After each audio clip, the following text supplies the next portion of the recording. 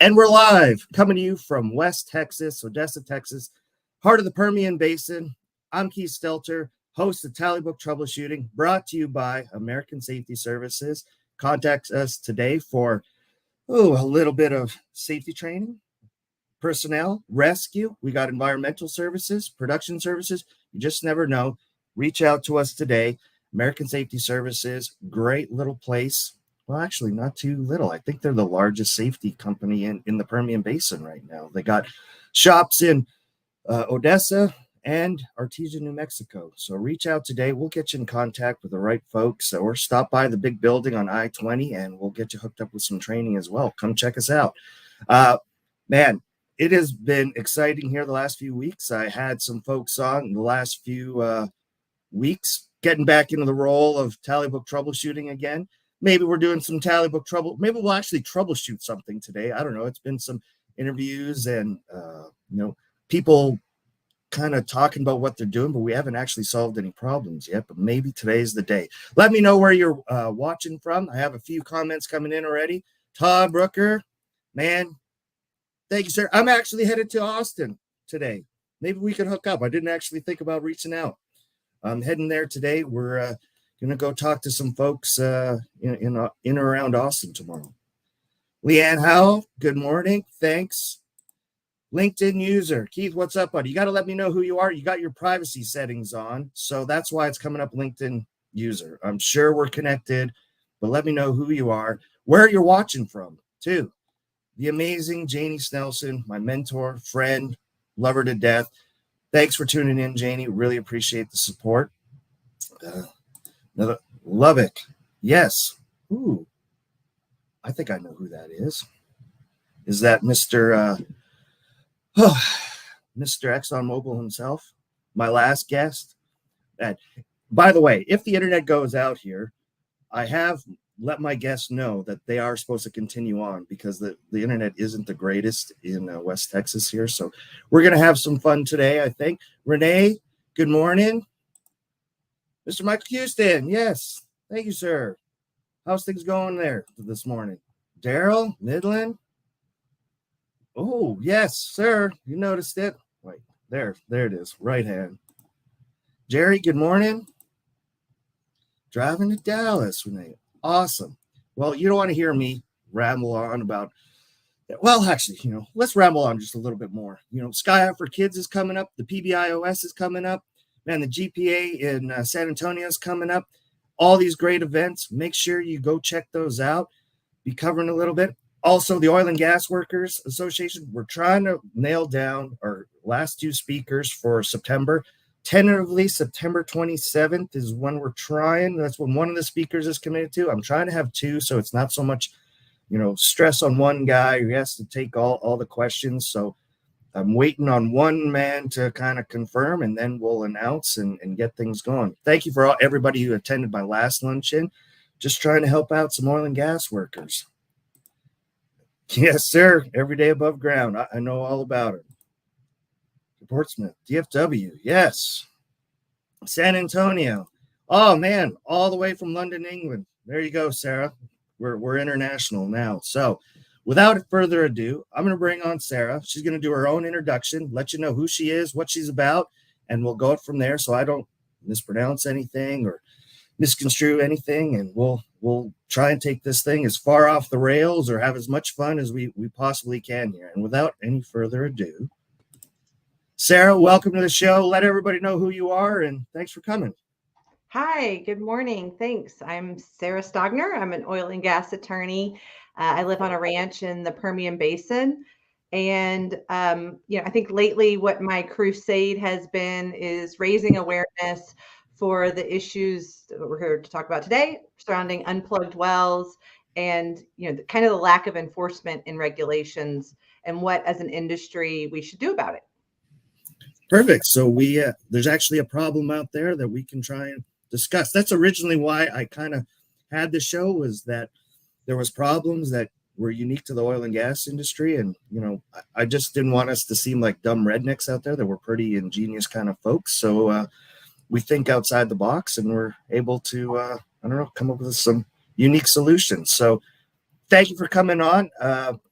So unplugged wells, for those who may not be aware or in a different industry, maybe midstream, they're not too familiar. That's when a well's kind of reached the end of its life and the oil company's done with it. What's supposed to happen? Well, you're supposed to permanently plug and abandon it by, there's certain rules, API has standards and all that. But essentially, the mission is to make sure that you don't have production fluids migrating between zones, that you permanently plug it so that all of the hydrocarbons stay in the hydrocarbon bearing zone and you protect your fresh water and you don't have a conduit that wellbore doesn't act as a conduit between subsurface zones. So essentially, you want to make sure that oil and gas or produced water isn't coming to the surface and poisoning our water table, right? Exactly. Clean water. I think we can all get behind that, right? Now, I would imagine that recent, with attitudes over the years for oil and gas have changed. There was a real cowboy sense of doing things. I think probably, the first 80 years of the 19 from 1900 to 1980 or something, and then there's been a shift. Is older wells a problem, or is it still continuing to be a problem with wells being abandoned today? Yeah, so what we're seeing, I think, is probably twofold. I think we've got old well bores that when they were drilled and completed were drilled and completed to 1950s or 1960s standards. And then, they had water flooding or they used them as injection wells. They've been used as producers and injectors, and then they just sit idle. They shut them in or they're temporarily abandoned for a lot of times decades. And the wellbores just sit and rot. And so, yes, it's more of a problem with older wells, but the infamous, what we like to call hump jack well that I got up on last year. That one was drilled in 2008 and it had a hole in the surface casing that my pinky finger could go through. So, that was a well that was drilled and completed 15 years ago that's already suffering catastrophic failure near the surface. And so what's happening, I think that we're over injecting produced water. And I think that as those seismic review areas, we inject it deep and people think that it causes earthquakes. So the Railroad Commission has stopped deep injection or slowed deep injection in certain areas in the Permian. That water then gets injected shallower into San Andreas wells and other shallower zones where you've got all these old vertical wells that are completed, through those zones. And I think of it just kind of like a bunch of straws and it's a game of whack-a-mole, right? The pressure is going to go where the pressure is going to go. And any sort of weakness or conduit there, the pressure finds a way. So as we cap these, the pressure goes somewhere else. And what's really concerning is when we just do what I call top jobs, or you have an expression at surface and we just pump cement from the surface 600 feet to surface or whatever it is, then you may be protecting that first 600 feet, but below that, you're making it worse, right? That again, there's just conduits and channels. And when you have steel and cement that have been sitting in 10.1 pound brine for 30 years, it may not make it all the way to surface. It may blow out into your freshwater zones, and then you don't know. Yeah, I did wireline for years and did my fair share of some abandonments. Dump baled quite a bit of cement. It doesn't matter if you fill the casing with cement, if between the formation and the steel, if that original cement job was no good, the fluid's going to migrate up there. Do you think it's a matter of bond logs or what have you? What do you think would improve the system at this point? Yeah, I mean, I think one, we need enforcement of the regulations. Right now, there's really not much enforcement, which means there's no penalties for not following the rules. And if you're not worried about getting a fine or a penalty, then you do whatever's cheapest. And so, unfortunately, because oil and gas is a commodity and we don't get to set the pricing and you don't get to go select responsibly produced gasoline at the pump and pay more for it, right? That at the end of the day, we as an industry, and we need to do a better job, I think, of educating the public of what's involved and how we actually explore for and produce oil and gas. And everyone is going to have to pay more because it's going to cost more to responsibly produce it. But I think before we went live, we were talking about how great our industry is as far as engineering, and we've got a lot of really smart people. And as an industry, what we tend to do is we tend to engineer our way out of problems instead of asking why the problem exists, right? So, I've been sitting in drilling seminars for 10 years where they've been talking about 4 and 5 string casing designs out here in the Permian. Well, no one asked why were 3 strings fine 15 years ago, and now we're having to drill 4 and 5 strings because of shallow pressure. Like, where did that shallow pressure come from? Yes, we can engineer our way around it for new drills, but that's not helping old drills. And if we're not getting good cement jobs, it doesn't matter what we do because the cement is, that's the basic barrier. And so I think when I hear about people, what was the name of that movie a few years ago where in Pennsylvania, people were opening up their taps and setting their tap water on fire and blaming everything on fracking. Well, it's not the fracking that causes it. It's a bad cement job. Right. And there was some fraud in that movie and people were mixing components to make their right. But accidents happen. And what we need to do is basic kindergarten rules of when we make a mistake, we acknowledge it, we fix it, we clean it up, and we apologize and we do better next time. And so I think that's what we got to do. I think as an industry, we all want to try and do our best because when those accidents and those bad things do happen, we know we're already fighting a PR battle against, the climate change. And here's the name of that movie, Gasland. That was, thank you, Dara. It was a horrible movie, right? Like, I'm not advocating that. Well, generally, that's what happens to our industry is that we get framed, when 1 or 2 bad things happen, it gets sensationalized. And, that's what I don't like when something, we should be trying to work together as an industry, clean it up because, you mentioned that prices would go up, but isn't, a bunch of money already put aside for when an operator gets a, licensing to drill, for abandonments and stuff, they have to put, I believe they have to get, what is bond. Yeah. So yeah, but doesn't that bond money have to be set aside for the proper abandonment of those wells? It does, but the maximum bond right now in the state of Texas is $250,000, regardless of the number of wells you have. And so with one of these problem wells, it costs more than $250,000 to plug one well, right? And so the largest operators, the maximum bond that they have is $250,000. And one of the things that I want to do is I think as an industry, the good operators, when they go and drill a new well and they've got a $8 or $9 million AFE, they go ahead and they put $250,000 in there, and all the non-operating working interest owners put some money in, and that $250,000 goes and sits in an account, and they can invest it and it can grow interest. But that's the decommissioning fund. And what we should be okay with is stopping the bleeding of orphaned wells, because right now there's something like 8,000 allegedly in the state of Texas. But that's not, there's way more than that. The Railroad Commission will do anything and everything it can to prevent wells from being put onto the orphan list. And the orphan list gets cleaned up by the lowest bidder and cleaned up and plugged. I put that in, air quotes, because we've got a well on us that the Railroad Commission plugged as an orphaned well in 2021. And I've got fluid in my surface annulus actively bubbling right now.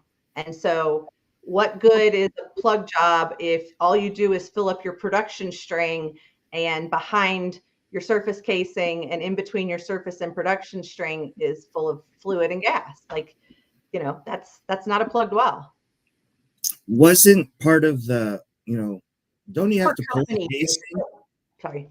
No, go ahead. Yeah. He asked $250,000 per lease or per well. It's even worse than that. It's per operator. So if they drilled 100 wells, it's only they had to do 250. Is that per year? Isn't that per year though? at No, least? it's just a sitting bond. It's just like one bond. So like Chevron has a $250,000 bond to cover all however many thousands of wellbores that they have.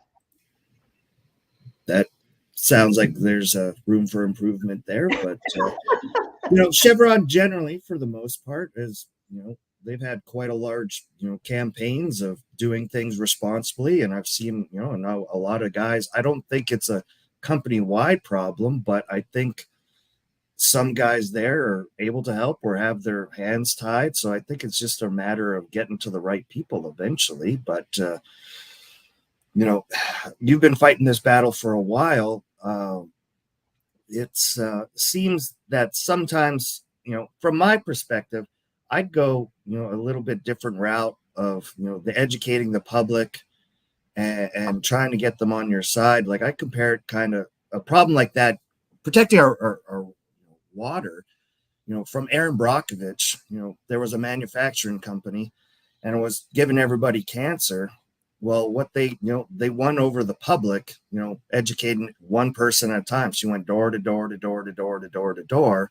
And eventually, it took years and years and years of effort, but they did get that company to admit fault and clean up their mess. So to me, we're not always going to be able to force somebody's hand right away. It's gonna, there's definitely going to be a long battle to it. So, but I guess the first step is acknowledging that there's a problem, correct? Yeah, and I think it, and I pick on Chevron, but this isn't just a Chevron problem, right? Like this is every wellbore is at risk, and what what I've been saying is in like the human cadaver world, we have cadaver farms where people donate their bodies to science. We put them in different conditions outside so that when a body is discovered, we have tests and data that says, okay, well, if someone is in this condition, this is probably how long they've been dead. And this is how long, we think that the murder took place 8 months ago, right? To be able to date decomposition and things like this and help solve murders. Well, no one has ever dug back up plugged wells or done any sort of large scale assessment of are these wells actually staying plugged. What we do is we plug them, we cut off the casing stub, we bury them, and we walk away, and we consider it as if the well never existed. And we're building houses and schools on top of these. And what I'm learning is I've excavated over 100 wells out here in the Central Basin Platform, and none of them seem to be completely plugged and okay. I get volatile gases on 95% of them. I get fully saturated brine or very heavily saturated brine water, benzene, toluene, live crude. Like these things are catastrophically failing. And it's not just in the Central Basin Platform. It's in Cayuga.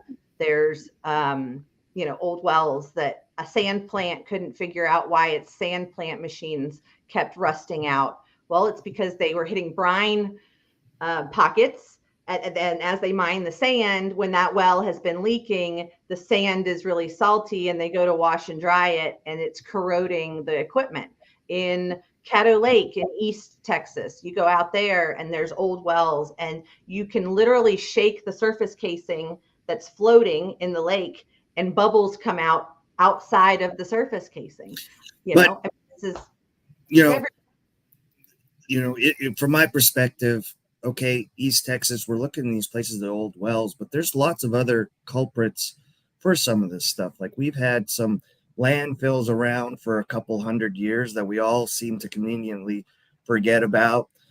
Old mines, a few other things. Is it always oil and gas of improperly plugged wells? Like, oil and gas is being drilled around the world in a lot of other places.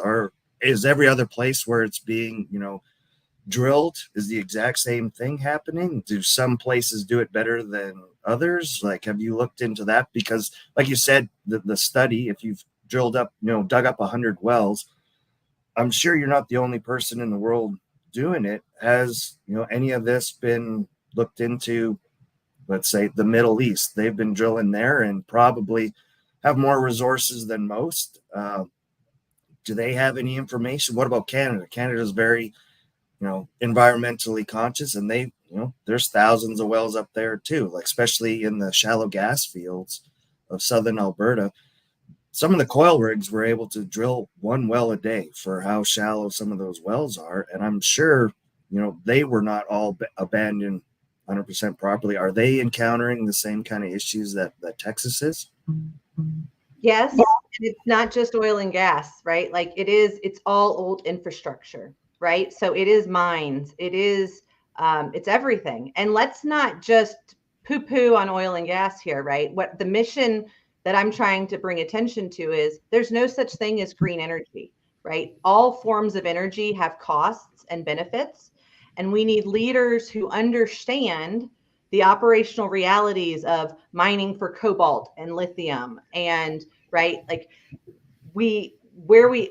there's a place for everything, I think, but we've got 1,100 people, new people moving to Texas every single day, and our grid can't keep up, our water can't keep up. I don't know if you saw, Texas Monthly had an article that came out, I think yesterday, that it's called Jacobs something. It's a natural spring in hill country, and it stopped flowing for the first time in 20 years because we are pulling so hard on our water resources. And so I do think, unfortunately, that it's a problem with oil and gas everywhere. That I think there's people in the industry certainly that understand, that have understood for several years. And I think that I know that the super majors are actively trying to dump these asset retirement obligations on smaller operators. And so I represent operators still, right? I'm an oil and gas attorney, and I tell my smaller operators, there's no such thing as a free lunch. So if someone's trying to give you something for free, there's probably a reason. Or they're doing assignments where if a smaller operator has deeper drilling rights somewhere and they don't have the cash flow right now to go and drill those, and the lease obligations are coming due, then they'll assign their deeper rights and they'll get in exchange stripper wells. And people think, okay, well, I can go acidize, I can clean it up, I can increase production. But what we really need to be looking at is what's the total useful life of these wells? How much money is it going to take? And if we are to the point where every single well has to be re-entered, and let's be conservative, let's say, there's 1.5 million well bores in the state of Texas, and it costs $100,000 to replug those wells, you're talking $15 billion, which is all of the royalties and taxes that our industry has paid, right, for a while. And so we need to make sure that we're not just kicking this can down the road of, well, we'll plug it eventually, we'll do something eventually, because right now we have enough pressure from the over injection of produced water where New Mexico has shut in its injection. Louisiana has shut in its injection because Oklahoma, right, has decreased its injection. Well, guess what? They ship it all to Texas, and the subsurface doesn't care where county or state lines are. And we are seeing pressure anomalies. And I'm not a geologist, I'm not an engineer, right? But as an industry, we all need to speak up and say, in everybody's specific area, I see a problem, right? And the safety culture, it feels to me like what I've seen is they're more worried about my safety goggles or me having an H2S monitor.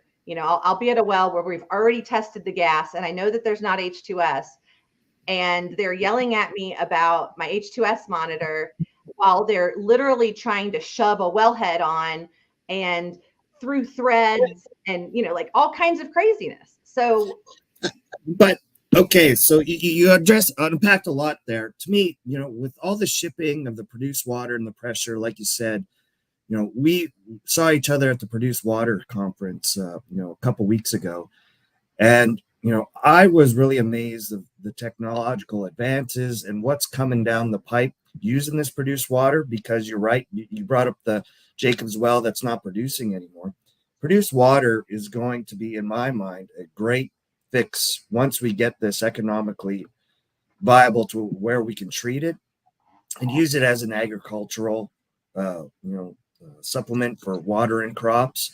It's also, once we get it clean enough, a way to restore a lot of these aquifers that, in my mind, we've overused for the last 50, 100 years.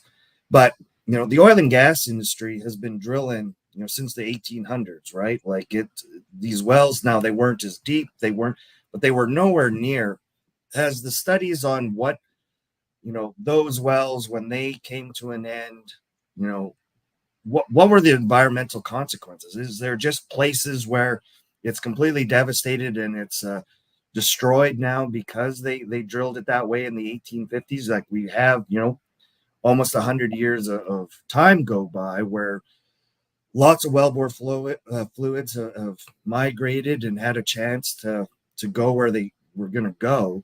What has all that historical data taught us? Like I'm in agreement. We need to, going forward, make sure we're abandoning these properly and make sure we're protecting our groundwater. But I think what has been the consequences in the places where we've had 100 years to kind of study this? Yeah, I mean, I think I keep telling people that Pecos County is the ghost of Christmas future. I think Pecos County has been destroyed. We have 30 wells actively flowing hundreds of gallons a minute.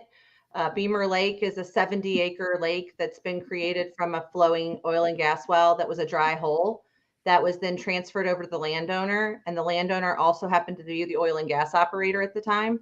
And so he drilled a dry hole. At the time, the San Andreas right there was still relatively clean. And so they used it for ag. And then it got a little saltier and they used it for brine shrimp. And now it's flowing H2S, and it will make you physically ill if you stand near it for too long. And our regulators are refusing to do anything about it. 1053, Highway 1053, when you're coming off of I-20 going towards Fort Stockton, there's a sinkhole. In 2000, I think 13, they tried to plug that well. They pulled out on a trip and the casing collapsed and they could never get back down in there. So they just packed it with gravel and then filled it up with cement and called it a day. And within 2 years, it started sinking. And now you've got an active sinkhole. And unfortunately, I think what it's going to take is a school bus full of children going to school to fall off into the side of a cliff to get people's attention. I mean, it's like, if what was happening in Pecos County was happening outside of Austin or Dallas, and I want to say in Houston, but even in Houston, it's happening. You look at the Dicetta sinkhole, it's happening in Houston, and people don't seem to be overly concerned. And you nailed it, Keith, earlier, where you said some of this is natural, right? Like, yes, we have had natural salt springs around here forever. But when they first started drilling, they would target salt domes.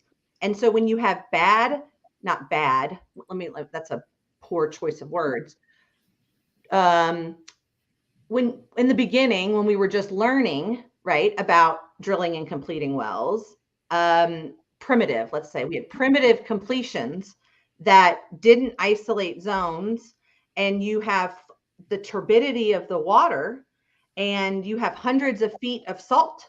And what happens is that water mixes with that salt. It becomes fully saturated brine. It gets pressurized. It goes to other locations. And then you've got a huge hole subsurface where the weight of the earth above it can't be supported. And that salt collapses and you have a sinkhole. Like we have Wink sinks, in Wink out here in the Permian. Dicetta, same thing. 1053, same thing. And so, yes, some of that was natural nearby, but when we started going and just punching holes in the ground, we exacerbated it. And now with the overinjection of water, they're trying to plug wells without stopping flow. They're literally trying to use cement as kill fluid and then plugging it to the point where it just doesn't flow at surface anymore and they can walk away for a little bit.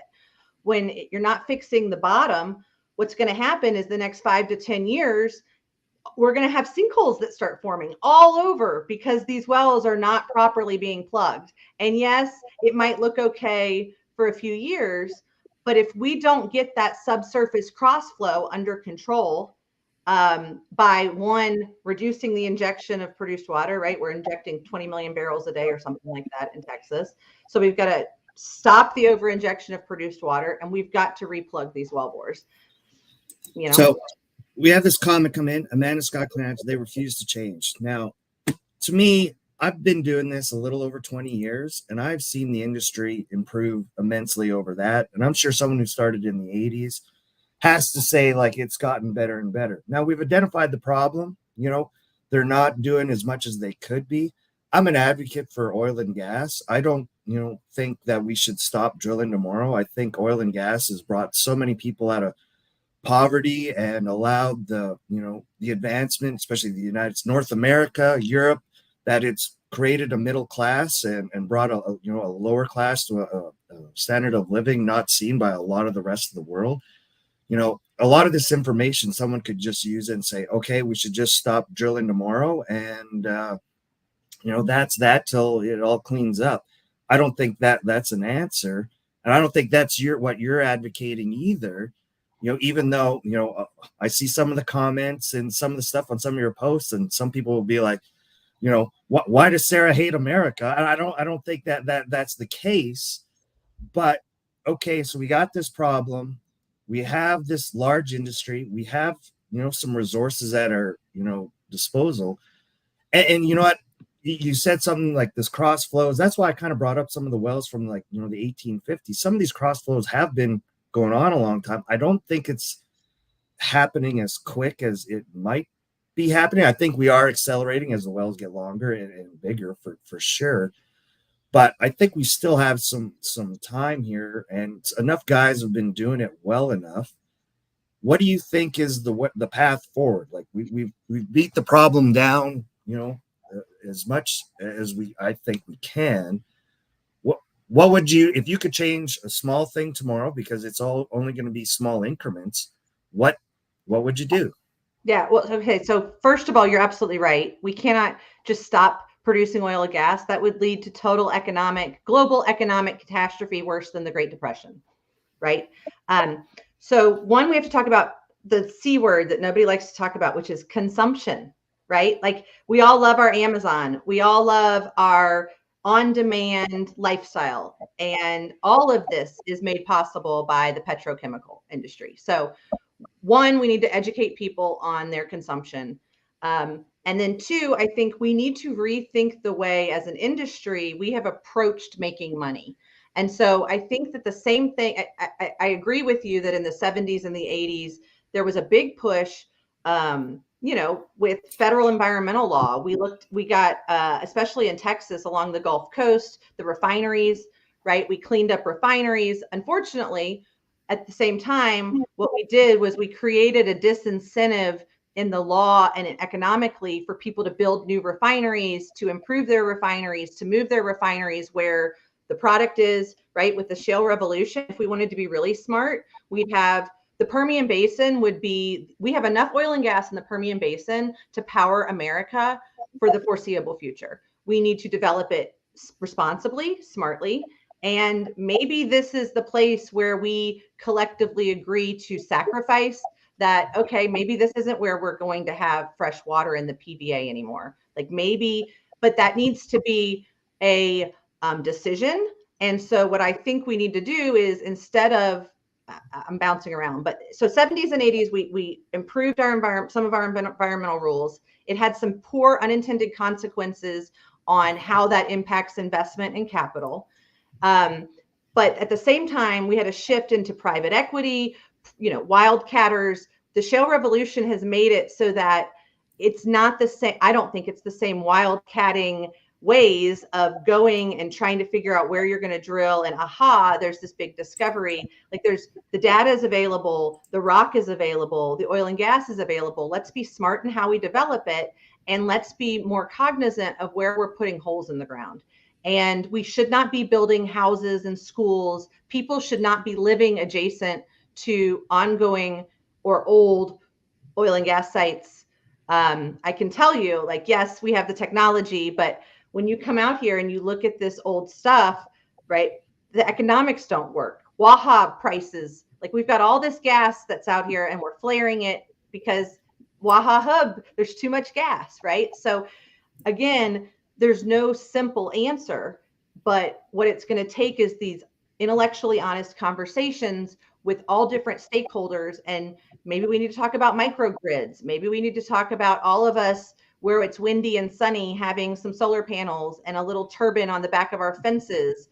I don't know, right? Like, but To there's me, I think you're going in the right direction, but I think some of those conversations are already happening, especially, one thing. I had a group on here that makes modular refineries, right? And those, they can be, actually, there's a small enough ones that they can plant in just a group of wells. It's actually small enough. It doesn't need federal permitting. They can actually permit it in 45 days in Texas and get this made to produce diesel here locally, so that it doesn't have to go through a bunch of pipelines and stuff. And with utilizing today's technology, it actually produces 95% less, CO2 and a few other things, even though to me, CO2, now that I know it's only 0.04% of the atmosphere, I don't think is the boogeyman it's made out to be. But definitely the technology is there.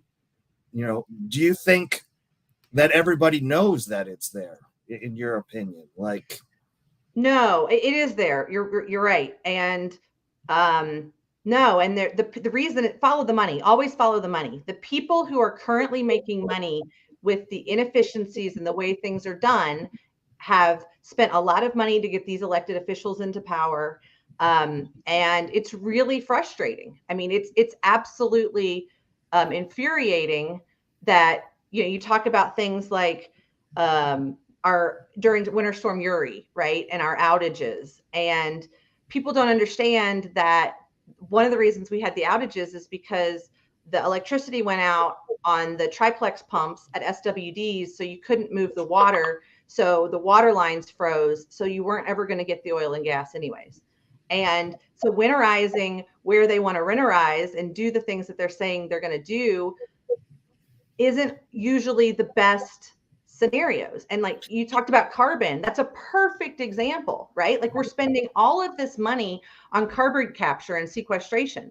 And as an industry, we need to be standing up and saying, this is stupid. There's no evidence that capturing direct air capture or any type of capture of carbon and sequestering it is going to do any good for global temperatures.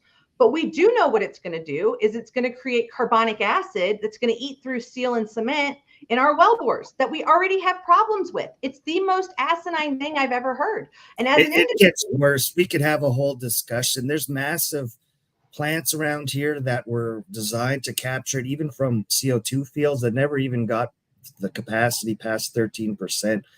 And it is, you're right, there's better uses of the resources and stuff. But, today, I want to make sure we're all on the same page. Oil and gas has got to help, it's got to be a little bit smarter. How do we, and you mentioned, elections and elected officials. I had a great conversation with Kevin Sparks.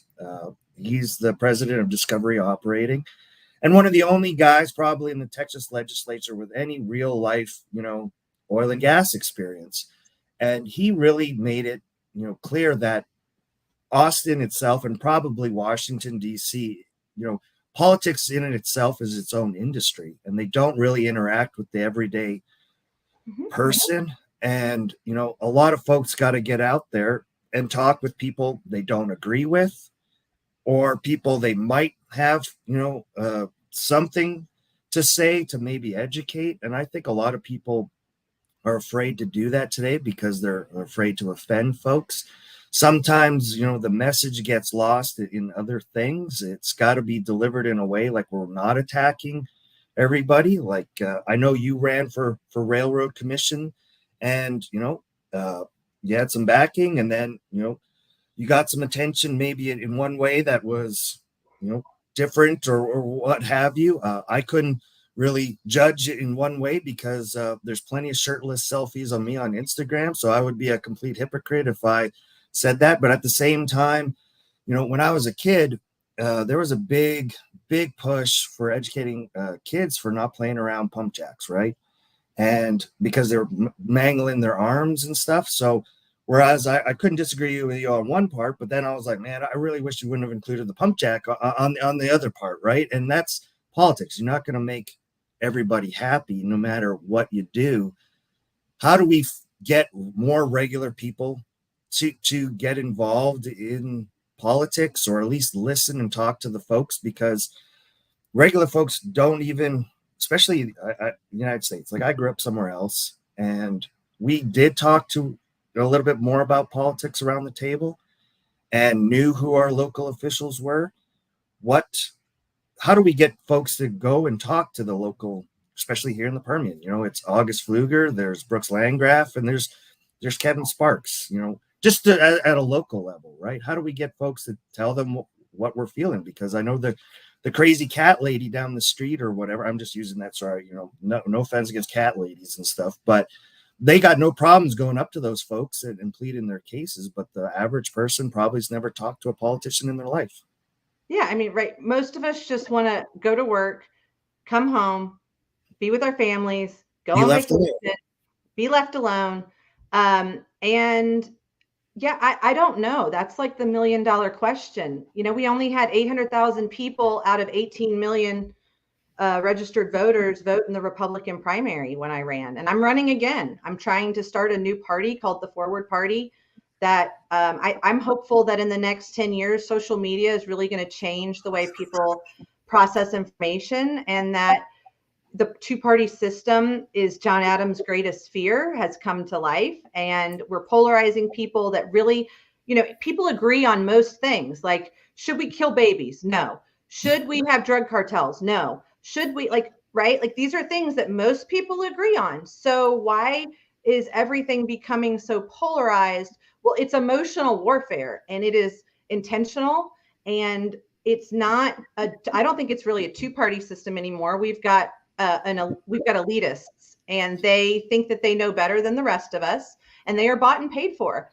And don't forget Tom Craddock. He's been in office. He's in Midland. We need somebody to run against Tom Craddock. We had 43% of our 2022 candidates in Texas ran unopposed. That is not democracy. That is somebody getting chosen.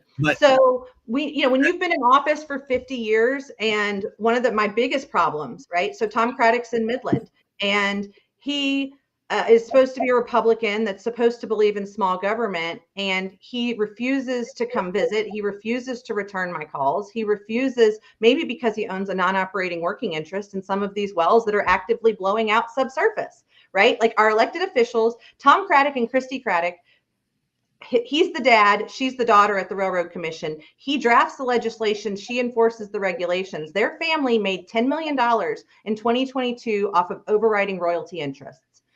If that's not a conflict of interest, I don't know what is. So we need people who understand the operational realities, but aren't beholden and aren't getting paid by the people that they're supposed to be regulating. And I would love to answer Leanne's questions. Can you? Yeah, but first, you mentioned one thing that I kind of want to address that I really don't agree with, was Okay. a third party. As somebody that grew up in a place where there's multiple parties, I don't think you really know how lucky you are here in the United States with the primaries, and then coming down to a choice, one or the other, and you're right. Not everybody who runs as a Democrat is a Democrat, and someone who runs as a Republican is truly a Republican, right?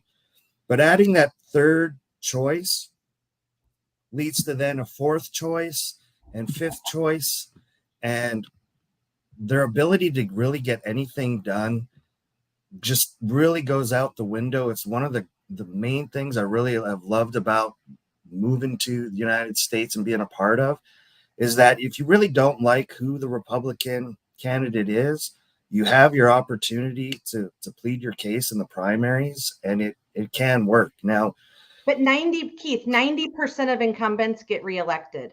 And I can tell you from being I was a statewide candidate on the primary circuit, and none of the incumbents who actually got reelected we're out on that circuit with all of the rest of us that were challenging the incumbents, But because they're okay, sitting dinners with private but fundraisers. they already had, so that okay. What I'd like to address that you have a really big platform here in the Permian. You're very well known, right?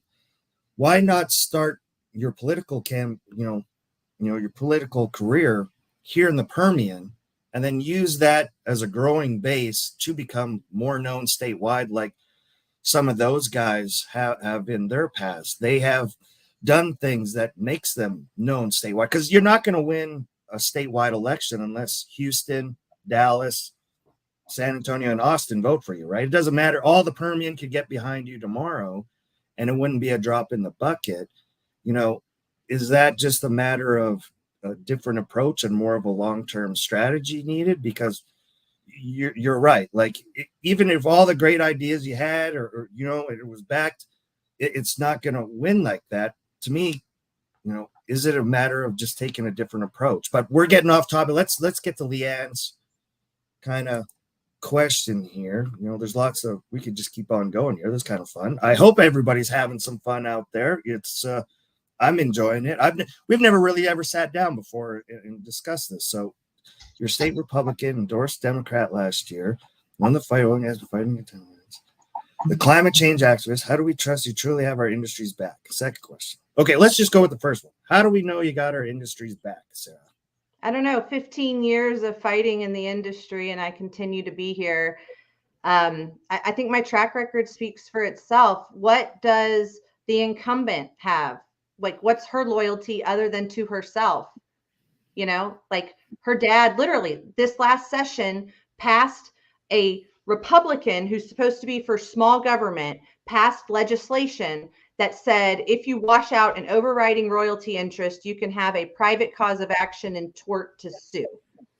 Like, that doesn't seem very conservative to me, right? Like, look at what everyone wants to simplify things as, yes, I ran as a Republican because I consider myself a conservative. I do not identify with the current Republican Party of Texas platforms. I want the government out of my bedroom. I want them out of our schools. I want them out of our lives. I lean much more libertarian. I really think that if we had actual accountability, and as an industry, we actually governed ourselves like we say we do, then we would have more people speaking up for what's right and standing up for what's wrong and holding people accountable. And don't worry, I'm not going to get naked again. That's been played out. And I'm sorry you felt disrespected, Leanne, but I had tits and I don't have millions, and it worked. And so I actually got the attention, and I got people paying attention to the issues. And it's infuriating to me that people are more concerned about my naked body than they are about bribes and corruption and contamination of groundwater. So I will defend that heartily until the day I die. Well said. Now, there's got to be, you've mentioned these two candidates. There's plenty of other candidates in the state legislature. There's plenty of other folks. You must have had this conversation. What are their thoughts? Has anybody been able to justify some of those laws or some of those things? Like, there's always two sides to a story, two sides to opinions and stuff. What is the supporting? I'll tell you what happened. So last session, the legislature on this Pecos County wells issue, the legislature went, and instead of addressing the issue head on, they pussyfooted around and said, we're going to create a new law where a county that meets some really weird requirements as far as can't have more than 10,000 people, and it needs to be neighbored by counties that don't have more than 10,000 people. And when you actually look at the state of Texas, the only county that qualifies is Pecos County. So instead of just manning up and saying, hey, we're going to throw $10 million at Pecos County to hopefully make this problem go away, which it won't. It's going to cost over $10 million just to get control of Beamer Lake, right? You're going to have to drill relief wells. There's no casing in that hole anymore. It's been free flowing 800 gallons a minute for 20 plus years. When you don't attack things head on early and you let them fester, this is what happens. And so they realize how bad it is. They are being lobbied by big time money, and it's not for the people of Texas. And unfortunately, voters have no way of getting educated on what's actually happening. And politicians get elected because they're really good at lying to our faces about saying things that are super simple and sound good. Like, and I can't do that. So maybe I'm unelectable. Maybe I will never be elected. And that's okay. I never wanted to be elected, right? Like, I don't want to be in the state house. I don't want to be a railroad commissioner. I really don't. I like my life. But we've got to have somebody with some gumption that's not afraid to make people angry to get in there, because what's going to happen is the feds are going to shut down an entire industry for a fucking lizard and a chicken, Keith. Like, we're going to use the Endangered Species Act to shut down the industry. Like, that's what's going to end up happening, because that's the only law that's available right now. That's insane. That is the stupidest thing I could, like, so yeah, it gets me really angry that we've got all of these politicians, and I used to trust them too, right? I used to think that they were doing the best they could. And then I got in there and they're not.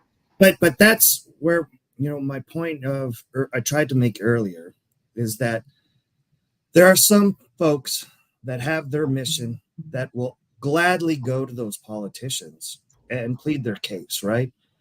But they're not hearing from the everyday people, especially in this. Like, I'll ask, Leanne, there, and I'm not trying to single you out, Leanne, but have you spoken to your local? When was the last time you spoke to a local politician, or reached out to their office, sent them an email?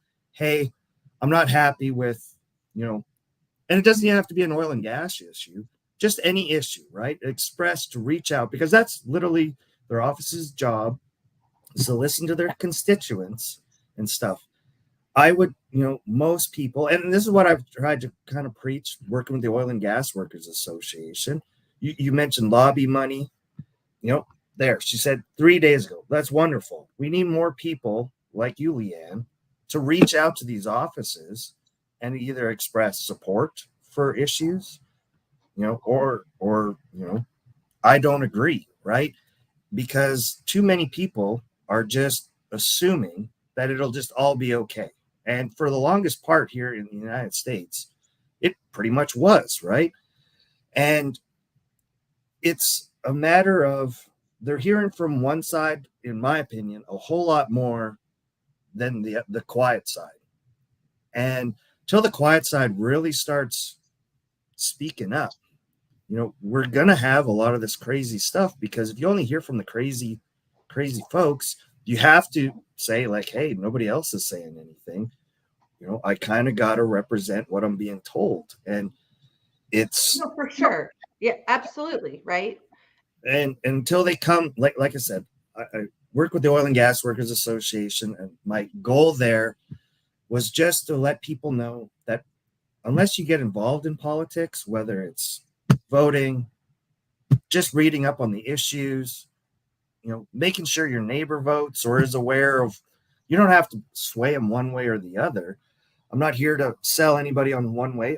I like the Republicans just because they're not by no means perfect, but I can't agree with a lot of things the other side does these days, even though, back in the 90s, from a Canadian's point of view, there wasn't a whole lot of difference between Republicans and Democrats other than a few key issues. And today it's like an ocean on some of them, but one side seems to be lockstep and the other side seems to unable to they fight amongst themselves.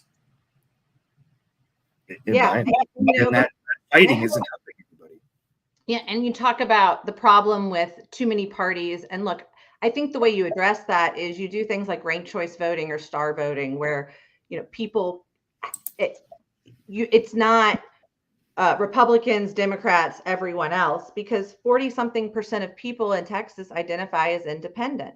And so what happens in the primary process is, you're so right, those very loud voices on either side of the most extreme end up being the ones that dictate policy. And so you've got really extreme sides, really extreme people on both sides, when 80% of people are somewhere in the middle. And so what ends up happening is you've got the 10% most extreme over here and the 10% most extreme over here, who end up being elected through the primary process and become our only two choices when it comes time for the general election. And I've never been politically active. Like, I don't like gossip. I don't like the games and it's like high school all over again on so many levels, right? And I wasn't popular in high school. I'm not popular now. But what it does is it creates like, again, polarization that I don't think really exists. And so, but to get clicks, to get attention, to get eyeballs, people say things and do things. I'm the perfect example, right? Like, I just had to get some eyeballs on it, so I went and did something crazy. Now, like, I'm fully clothed. Let's talk about the issues, And when people uh, when they don't have anything, I guess, constructive to add to the conversation, then they start attacking on other issues that, like, and if you go and look at the incumbent's website, she talks about the border and she talks about other things that the Railroad Commission has no jurisdiction over. So we have to educate voters on what the Railroad Commission does, that they regulate oil and gas, right? Most Texans still think that they control railroads. And when I was out there campaigning and meeting active, engaged Republican voters, right, these people were like, oh, I've got this railroad crossing in my backyard. And I said, look, go to the Department of Transportation for that. The Railroad Commission has no jurisdiction over that. But they intentionally keep the name the Railroad Commission because the industry benefits from that lack of knowledge of the general voters, right? And so, and yes, I agree, people need to get involved locally, and the actions of our communities falls on local leaders. And it is sad that we don't have the turnout. But, I think that the good news is we do have so many new people moving here every day that I hope can get involved and help bring, like, let's learn from the problems of other states. Let's not do what California has done. Let's not do what Colorado has done. Let's learn and work together and figure out something that's reasonable and logical, because regulation just needs to be effective. And we need to let the experts, the geologists and the engineers figure out the how. And we just need to have some big basic premises of, like, keep your well bore secure and don't contaminate groundwater, and keep the oil and gas in the places where the oil and gas is supposed to be. And at the end of the day, I don't care how you do that, right? Just do that. No, I agree. We gotta stop attacking. Now, you mentioned not attacking and kind of going after some of the issues. Now, some of the odd posts that you have made a little bit of fun of, going after your opponent a little bit. Do you think that helps or falls on deaf ears sometimes with some of that? Or is it just a matter of, I need to get this message out, so it's like, this is how, it's currently done? I think it's the latter. If I had a $5 million war chest, I could send emails and send postcards, and I could talk about all of the nuances of policy that I want to discuss. But if people don't know that I exist, they're never going to get that message. And I don't have $5 million. Well, you also mentioned earlier, you didn't really ever want to get into politics. Can I ask you, why not help or be someone's advisor who already kind of is, and try and Find someone that educate that person? Like, the exposure, you haven't come across anyone who you think, man, you should run, you're great, either business leader in the community and stuff, and be like, I would love to help you with your campaign and stuff. What, when you have those conversations, how does it turn out? No one ethical and good wants to be a politician. They're like, no, that's crazy. I enjoy my life. I don't want to be a politician. It's like, yeah, so guess what? The only people that are politicians are narcissists. Like, these are the people, like, not all of them, but in general, right? Like, there is a reason. They're not doing it for the pay, right? A representative, they get paid like $8,000 or $9,000 a year for, like, so they're getting paid somewhere. It's either through their campaign, Unless you have your own money to begin with, right? Which, yeah, to me, that success in the first right is kind of, I want a successful business person to be there because they're educated enough, they took enough risks, they're connected enough that they've seen enough to be successful that I would hope they would want to translate that success to the state or whatever level it is, if it's mayors, school boards, and whatnot. Like we're not just talking state levels, but even the local levels here have to be manned by good people as well, because there's plenty of people not going to it. To me, when I watch it and just talking to you, I think you're trying to educate people. You're trying to bring something to the light with limited resources. And I know what that's about. Just, I was a guy on LinkedIn who was just looking for a job that somehow it turned into people tuning in every once in a while. And I have learned that you're not going to win any battles by trying to attack anybody, or, if someone's dead against you, there's no change of their mind, and you kind of got to accept that. But at least what you can do is learn as much from the conversation, that from those points of view, maybe when you come across someone who's more the middle, that you can address it. But I don't know. I don't really know what the answer is, but I think conversations like this is the best first start, in my opinion. Yeah. And look, I would love to debate the issues, right? Like Christy Craddock won't debate. Wayne Christian refused to debate me. When the incumbents refuse to debate and talk about the issues, that says a lot. And so, yeah, I think that, yes, there is a guy, his name's Jim Matlock, that's running on the Republican ticket. Great. The more the merrier. But if Jim doesn't have money, he's never going to win. And you just have to look at the reality of the money and the finances and elections. And for so long, I think we have been under the impression that we really are making a difference, and we really do have a choice. But fundamentally, with the way that since United Citizens, look at the politicians that we have, and when they started, they didn't have a lot of money. And now that they've been in office, they're all multimillionaires. And so we need to get it back to, it's a temporary act of public service. We have term limits. We put people that have demonstrated that they can be leaders and that they have good common sense and can handle a budget. I agree. But none of our elected leaders are doing that. Our budgets are out of control. No one's fiscally conservative anymore. Everyone's spending money like crazy. Everyone's imposing new rules and regulations. So they give us these talking points, and we think we have like, oh, okay. But if you look at the numbers and you look at the campaign donations and the rate at which incumbents are reelected, and you actually start talking to people, they are voting based on name recognition. They don't know what the position is. We had a guy named Rick Perry that was on the last Republican primary ballot. That is not the Rick Perry that was our governor, right? Like, these are the games that people play. And guess what? That Rick Perry, who is not Governor Rick Perry, got hundreds of thousands of votes. So, I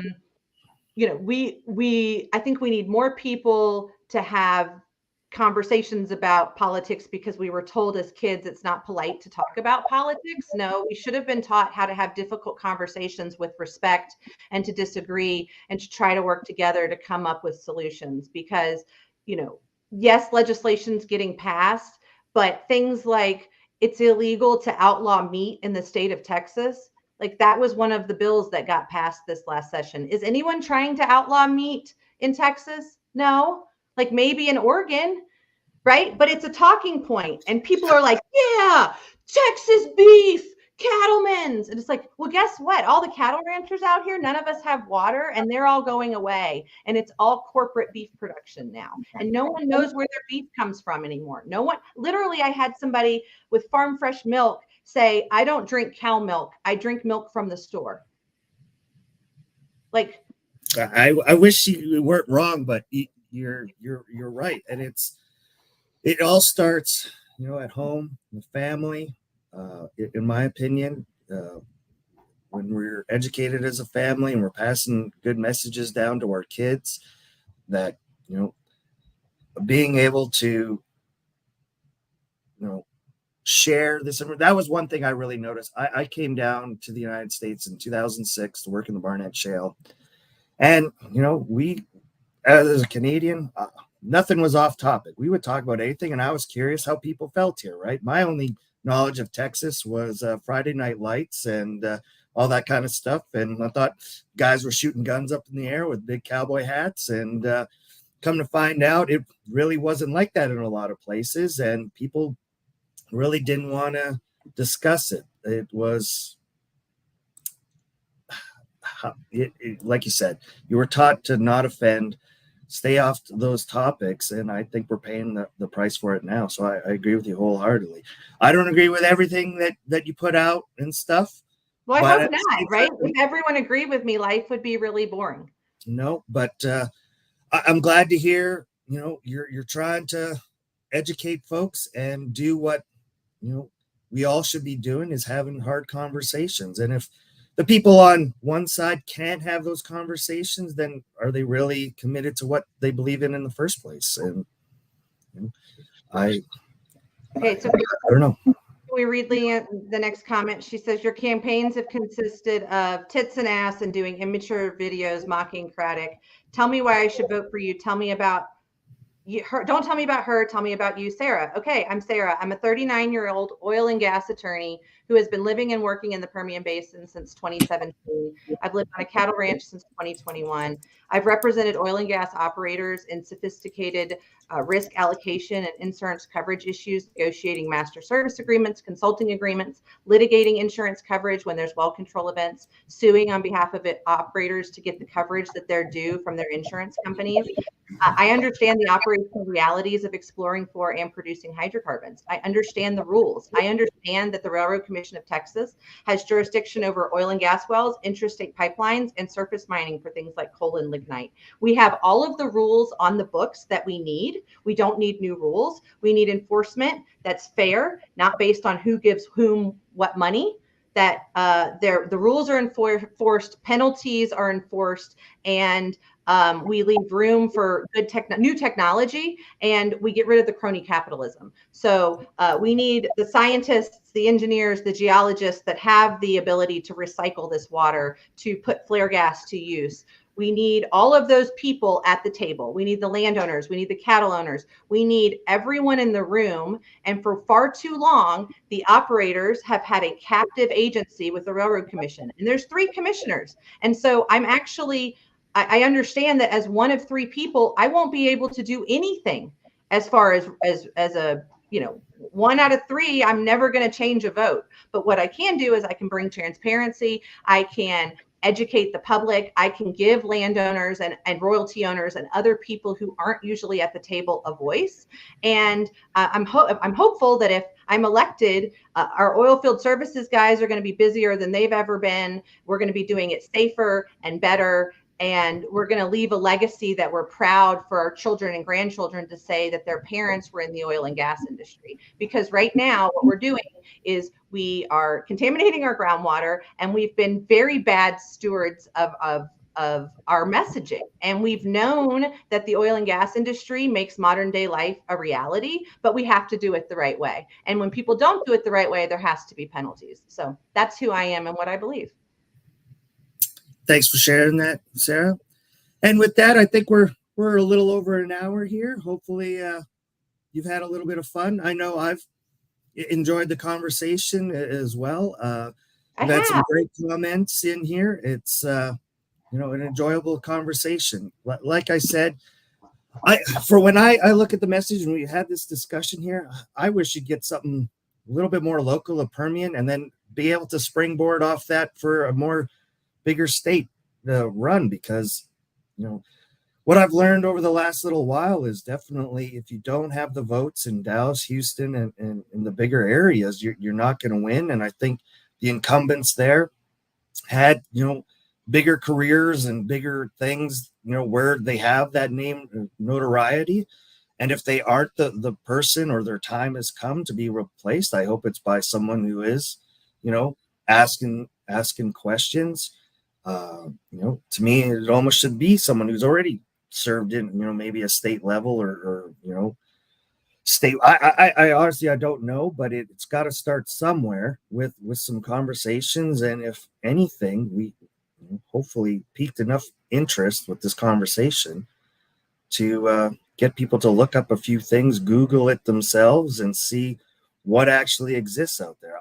I don't think the end is near for some of the water is badly, just knowing a little bit of the history and what's been out there. I think there's loads of improvement that needs to happen by, but I think we've come a long way. One of the tags in a lot of the conversations I have is it's not 1984 anymore. We're not just dumping shit on the ground and stuff. I've even seen the improvements working overseas in places like Iraq, where you could tell some of the older fields where they just literally just dumped a whole bunch of oil and built up berms and just made pools of oil on the ground. They've come a long way even in those places. So I think Texas, with all its, resources and great people here, is going to be at the forefront and is going to find a way, because generally they always do. And that's my faith that I have in this industry. Yep. No, I agree. Look, Norway requires a 90% cement bond log, right? We should be, every time we put in a new string, we should make sure it's got a good bond. Like, and as a wireliner, they're cheap as borscht out there right now. It wouldn't kill anybody's oil field AFE budgets to do a few extra bond logs. I think I don't know, 5 or 6 years ago it was like $3,000 to do a bond log, and hell, I think that was even high. I think you can get them as low as $2,000 to do a bond log out there. So thank you everybody who tuned in. Sarah, thank you once again. I really appreciate the conversation. Hopefully you enjoyed it as well. Everybody, thanks for checking this out. So keep sending your comments. If you're not connected with Sarah, you still take connection requests and stuff on LinkedIn, don't you? I do. And look, if you want to follow me, TikTok's a great place to follow me. I'm the Unicorn Lawyer and Zombie Wells, ZOMBIWELLZ. You can see me out in the field. You can see these things in action. You can hear my campaign speeches from last time. I've got a lot of stuff. Check out my website, Sarah, the number 4 RRC. Right. There's a lot of information out there on me, my opponents, the issues that I'm fighting for. And if somebody's interested in getting involved in politics, please reach out to me. I would love nothing more than a qualified candidate that I could say, never mind, I don't have to run. Here it is, right? Like, I support this person.